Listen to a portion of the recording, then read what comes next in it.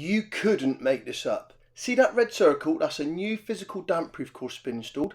The one at the bottom, that's where the original damp-proof course has been installed when it was built. My customers paid to have a new one put in on the outside skin, the inside skin, and also the internal dividing walls. This has cost thousands upon thousands of pounds, and guess what? It's gone wrong, and I'm going to show you why. And we're going to start with some thermal imaging. You seen that thermal image? We're going to map some moisture out of the damp meter. Look, 999, 397, 243, 238, 243, 227, 431. We're getting high readings around that pan. So we're walking into the room with the thermal imaging camera, and what can you see?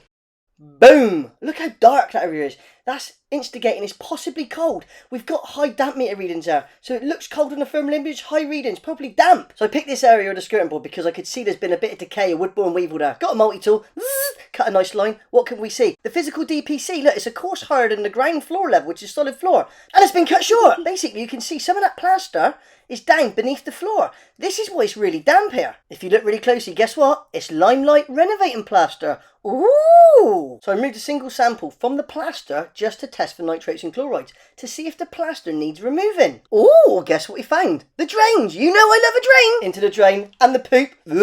Now look here, really important. We negotiated the right hand branch here, look. In we go. This goes to the toilet. Remember the toilet floor?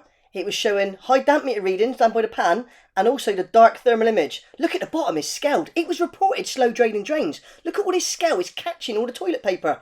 Boom, what have we got? A displaced joint. This is under the floor. As described, look, you've got toilet paper there, catching. You've got another joint here. It doesn't look great, it doesn't look perfect, but we can prove what's going on there. I'll come to this in a minute. Just going back, any poo on there? Nah, boring. Right, here we go. And now we're going to go up to the toilet connection. So here you have another joint here. Again, we're not too sure if it's perfect or not. It looks a little bit dodgy.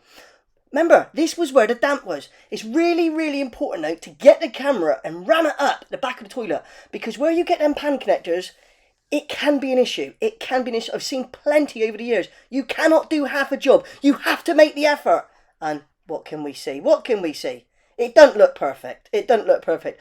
I don't know if it's perfect or not, but we will do a test minute and I'll come back to it in a sec. But we've got another problem. We've got a full house today, and that means every drain's got a problem. Remember next to the manhole, there's a downpipe? Yep, that went to a soakaway. You know I love a soakaway. Look at it. Full of roots, blocked up completely. This needs replacing as well. And look at here, we got a displaced joint. This is the other end. So we're going to come back from the drain now, and we're going to come back to the original manhole and where we went off on that branch and looked at the WC. Remember I said to you about further tests? Checking the joints, follow improved document H. We done some air tightness tests, and guess what? All the joints failed. That's one of the reasons why it's damp. So as you can imagine, I am gutted for my customer. Not only have they paid for a new physical DPC to be cut in on the inside skin and the outside skin of the cavity wall, despite it already having one, they've also paid for Limelight renovating plaster. The detailing was terrible as well. This is costing thousands, and guess what? It's still not fixed the issue. I'll do a part 2 with all the drain line and all the repairs and going through exactly why we've done what we've done to fix the issue once and for all to make our customer happy. Right, biggest tip here, this is the British standard for diagnosing rising damp. This is all the stuff that's got to be eliminated. If you or your friends or anybody needs a damp survey, share and save this. This is also BRE Digest 245. It's the only quantitative methodology out there for testing to prove rising damp is an issue. Thanks for watching, and we'll see you for part 2.